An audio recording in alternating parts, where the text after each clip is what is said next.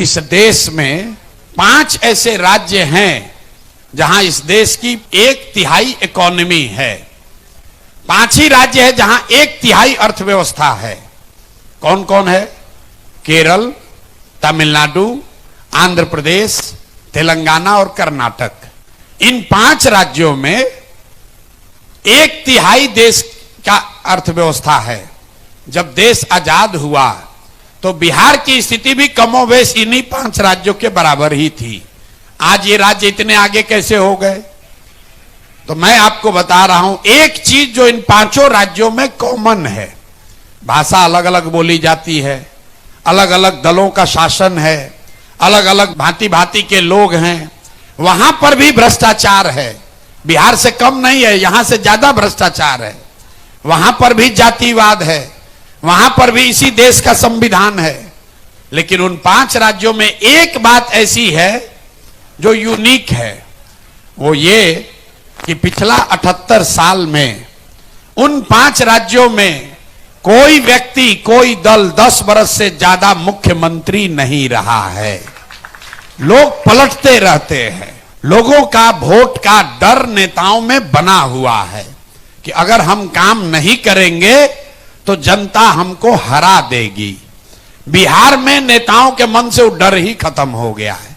वो जान रहा है हम काम करें या न करें, जनता खुश हो नाराज हो, चुनाव आते आते रो के गा के गरिया के वोटवा उसी को देगा, वोट उसी को आप दीजिएगा।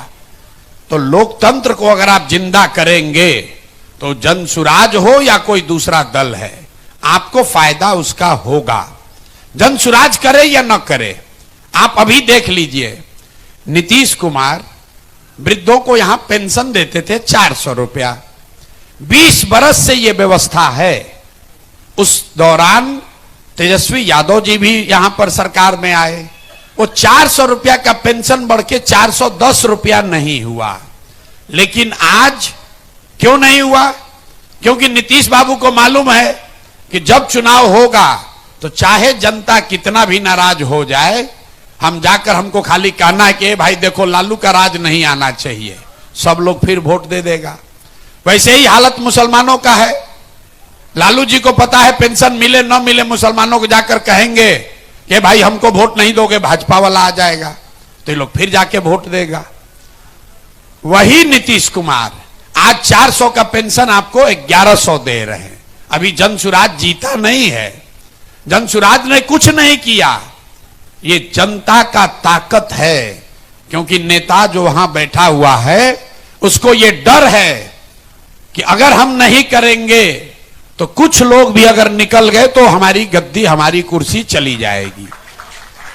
जो आशा और रसोईया पटना में गए आंदोलन करने, उनको लाठी से मार के नीतीश कुमार ने ठीक करवाया, उसको घर बैठे मानदेय बढ़ा दिया गया। आपका बिजली का 125 यूनिट फ्री हो गया। ये जनसुराज ने नहीं किया, ये जनता ने किया है। जैसे ही सरकार में बैठे लोगों को ये अगर लग जाए, उनको डर हो जाए हारने का, अपने आप आपका काम होगा।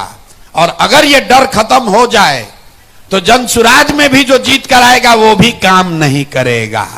ये मत समझिए कि खाली जदयू वाले गलत हैं, भाजपा वाले गलत हैं। अगर कल जनसुराज के लोग जीत कर आ जाएं और उसके मन में भी ये हो जाए कि हमको कोई हराएगा नहीं, तो हम भी काम नहीं करेंगे, जनसुराज का आदमी भी काम नहीं करेगा। तो इस पूरे अभियान के मूल में जो बात है कि लोकतंत्र को बिहार में जिंदा किया जाए। यहां 30 बरस से लोकतंत्र मर गया है। वोट होता है लेकिन राजनीतिक बंधुआ मजदूरी है। लालू के डर से मोदी, नीतीश, और मोदी के डर से लालू। आप देख लीजिए सब समाज का हालत। मुसलमानों की हालत इस राज्य में दलितों के बाद सबसे ज्यादा खराब है। आपसे ज्यादा मुसलमान जानता है, लेकिन फिर भी वो जाके लालू जी को वोट देगा। क्यों देगा? क्योंकि वो बेचारा डर के मारे भाजपा को दे नहीं सकता है, तो जाके लालू जी को फिर वोट देगा। इसी तरीके से हिंदुओं का एक बड़ा वर्ग है जो बहुत कष्ट में है, लेकिन जब वोट की बात आती है तो जाति की बात नहीं है, वोट की बात आती है तो कहता है कितनो खराब है, तो लालू का जो जंगल राज था उससे तो बढ़िया है रे भाई, 6 बजे ही पूरा मुजफ्फरपुर बंद हो जाता था। तो सारे शिकायतों के बावजूद आप जाकर फिर उसी नीतीश कुमार, उसी मोदी को, उसी एनडीए को वोट देंगे जिससे कि आप इतना प्रताड़ित हैं। तो जन सुराज आपको वो एक विकल्प दे रहा है, अच्छा है खराब है, आपको पसंद है नहीं है, वो आपका आकलन का विषय है। आप उसको देखिए, जांचिए, परखिए, ठीक लगे तो जुड़िए, न ठीक लगे तो जिसके साथ है उसके साथ रहिए। लेकिन बिहार की ये दुर्दशा इसलिए है कि यहां 30-35 साल से राजनीतिक विकल्प खत्म हो गया है, वो विकल्प नया बनाया जा रहा है और इस विश्वास से बनाया जा रहा है कि समाज उसको देखेगा, समझेगा, लोग अपने भविष्य को उसमें ढूंढेंगे। अगर हम लोग अपना सही काम करेंगे आपका विश्वास बनेगा, नहीं बनेगा तो भी कोई बात नहीं है। आपको जो अभी जिंदगी अच्छा लग रहा है तो इसी में जिंदा रहिए।